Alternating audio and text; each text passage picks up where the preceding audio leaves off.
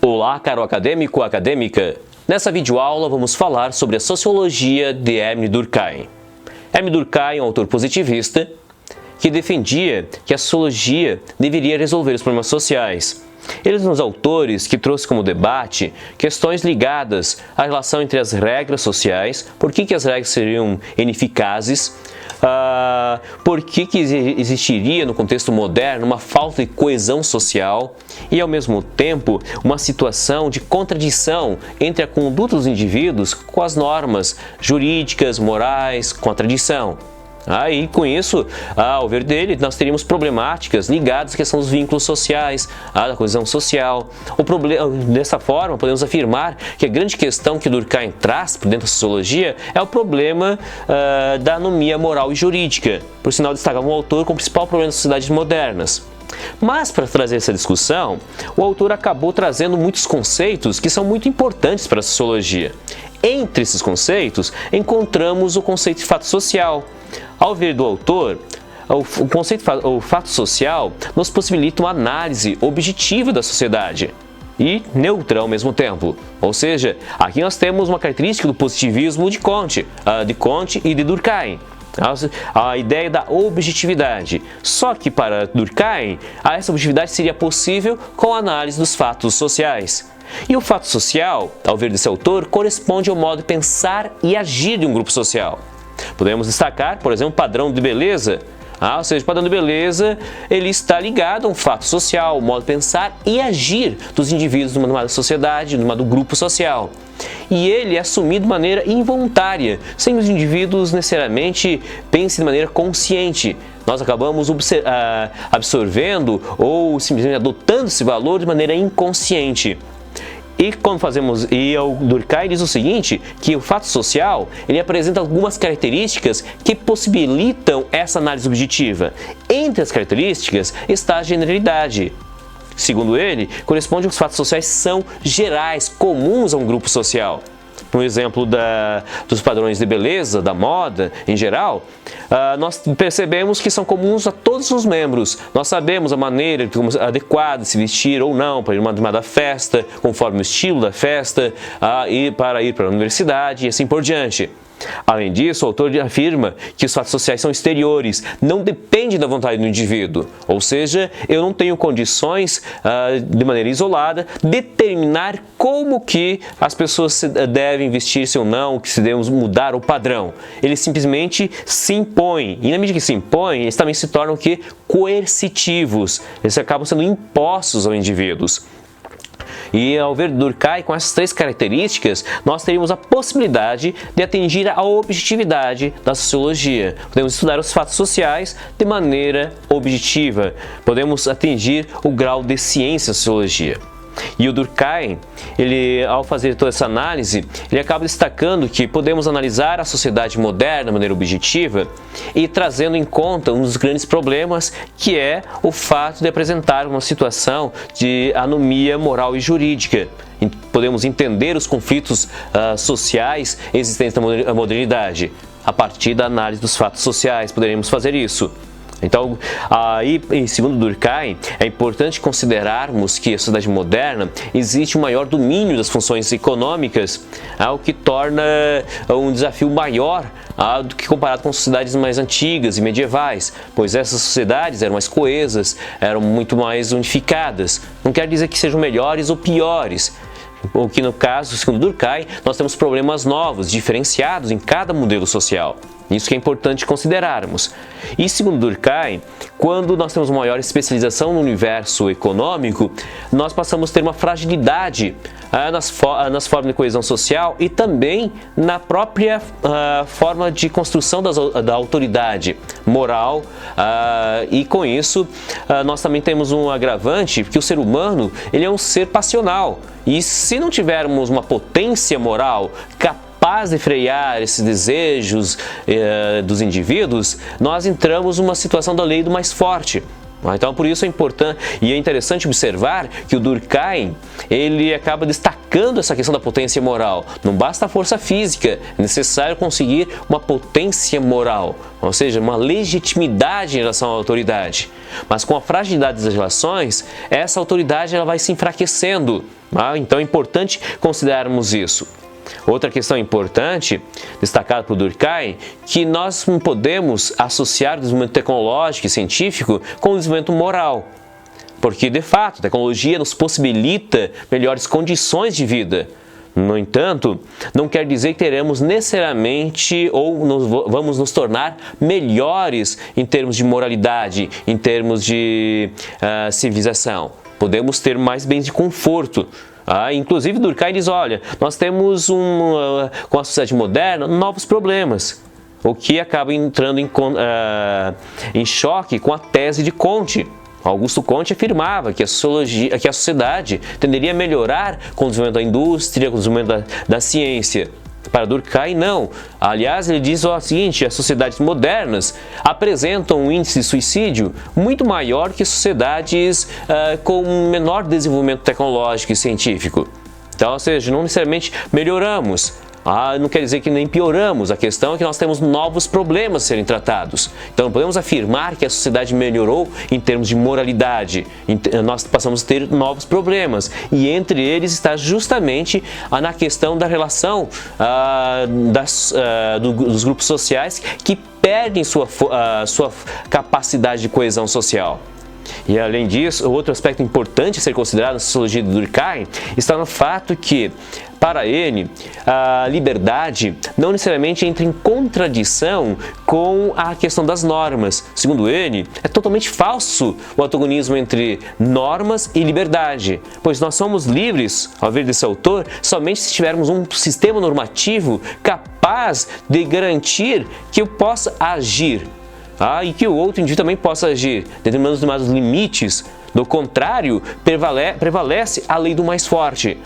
Por isso a importância de justamente garantir uma sustentabilidade dos grupos sociais e uma autoridade moral, que é capaz de frear as paixões dos indivíduos, ações entre os indivíduos. Agora, ao ver do Durkheim, se faz necessário, para entendermos a sociedade moderna, a problemática da sociedade moderna, se faz necessário analisar justamente como que ela é constituída. Para fazermos essa discussão, é importante observarmos qual é a função social do trabalho.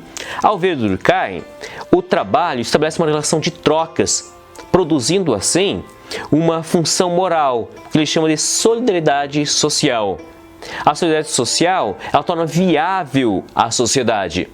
Então, ou seja, com a divisão social do trabalho, nós temos uma relação de trocas, temos a produção de um efeito moral, que é a solidariedade social. E essa que torna possível os elos entre os indivíduos.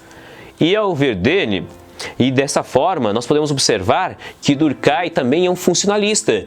Como assim funcionalista?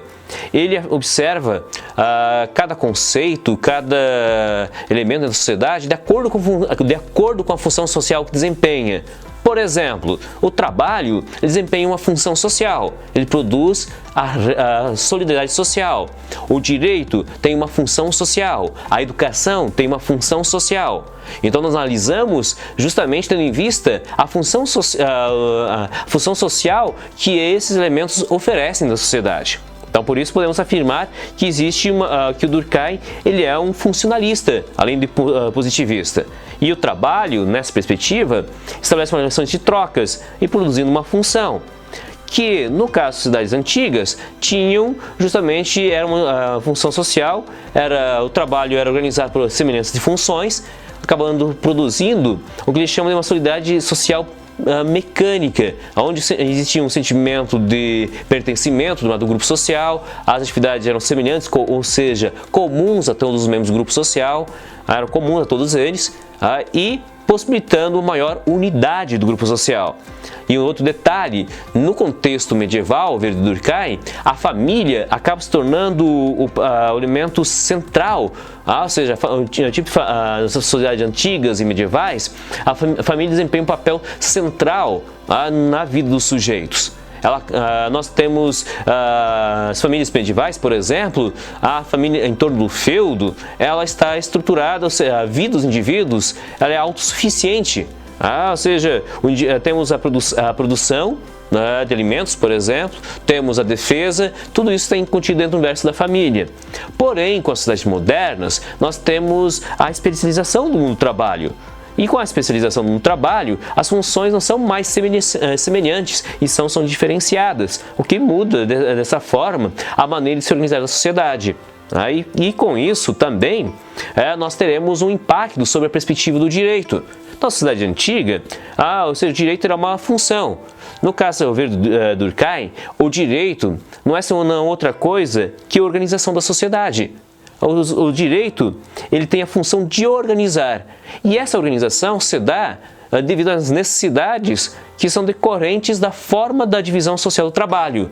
Nas sociedades antigas e medievais, onde temos uma sociedade, como eles chamam, mecânica, nós temos sociedades em que as funções são comuns, semelhantes, a consciência coletiva exerce maior força sobre o indivíduo, não há quase liberdade individual nesse contexto, e com isso a tendência dos indivíduos seguirem mais facilmente as normas sociais. Porém, temos a desvantagem de não haver tanta liberdade. O indivíduo praticamente não existe nesse contexto. Porém, na sociedade já moderna, e com isso, na perspectiva do direito, o direito acaba tendo uma função diferente.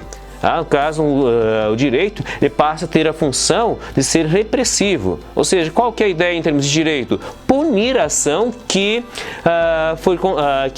no caso é reprovada pela sociedade. Então a ideia é trazer a punição, a humilhação do indivíduo. Essa que é a principal característica, ou seja, a ideia de um direito repressivo. Esse direito repressivo, ao ver Durkheim, é a principal característica da sociedade por semelhança, ou uma solidariedade mecânica, como ele afirmava. Já nas sociedades modernas, nós teremos uma visão um pouco diferente. A ideia do direito passará a ser, no caso, mais restritivo.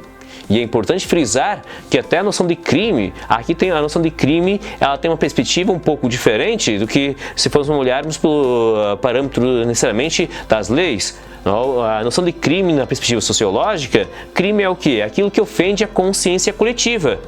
Como diz Durkheim, não reprovamos um ato porque é um crime, mas é um crime porque nós o reprovamos. Esse elemento é muito importante a ser considerado, ou seja, é uma perspectiva sociológica. Só que no contexto medieval, como nós temos uma consciência coletiva muito forte, nós temos um maior grau de punição em relação às ações que são reprovadas.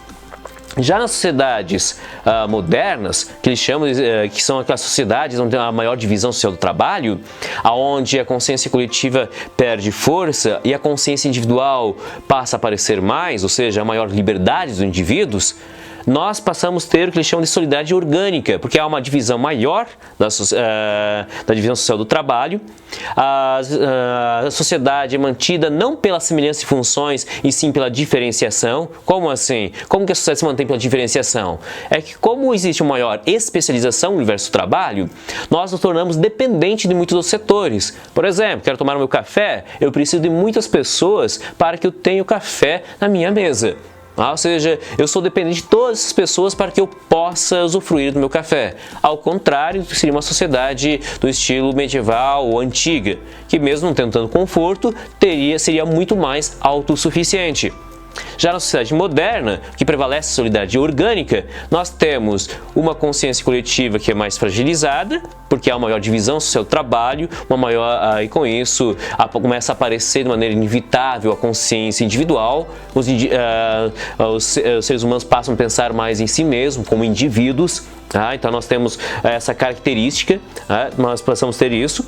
A especialização é inevitável, inclusive é interessante trazer aqui que ao ver Durkheim, a especialização ela ocorre na sociedade moderna e é inevitável, ou seja, para ele a especialização traz alguns problemas, sim, mas o detalhe, é impossível fugir da especialização. A questão é como que a sociedade vai reagir às novas necessidades sociais que aparecem. Essa é a grande questão, porque no contexto medieval, marcado pela sociedade mecânica, a família ocupava um lugar central. Agora, ela passa a ser secundária na sociedade marcada pela sociedade orgânica. Ela passa a ser secundária, porque o indivíduo ele vai lutar pela sobrevivência não mais na família, e sim no mercado. Ele vai buscar justamente no mercado de trabalho lutar pela sua sobrevivência. Se você disser, não, de repente eu tenho uma empresa está voltada para onde? Para o mercado. Então, não basta mais simplesmente dizer que a luta pela sobrevivência está alicerçada sobre a família. Em termos econômicos, ela passa a ser secundária. Ela pode desempenhar uma função importante, sem dúvida, na sociedade, mas economicamente é considerada secundária. E aparece, no caso aqui, uma certa fragilidade em termos das normas sociais, da própria solidariedade social, o que passa a ser um desafio diante da sociedade moderna. E é importante observar que, em termos de direito, o direito aqui passa a ser mais restritivo, ou seja, a ideia é restituir o dano e não mais tanto punir. Não quer dizer que a sociedade não vai buscar a punição, porém, a grande questão que aparece é restituir o dano e não simplesmente a punição. Essa é uma ideia mais justamente da sociedade moderna, a sociedade marcada pela solidariedade orgânica. A sanção, nesse caso, ela visa simplesmente restituir o dano. Então, ou seja, essas que são algumas características da sociologia do Hermes Durkheim. Até a próxima, pessoal!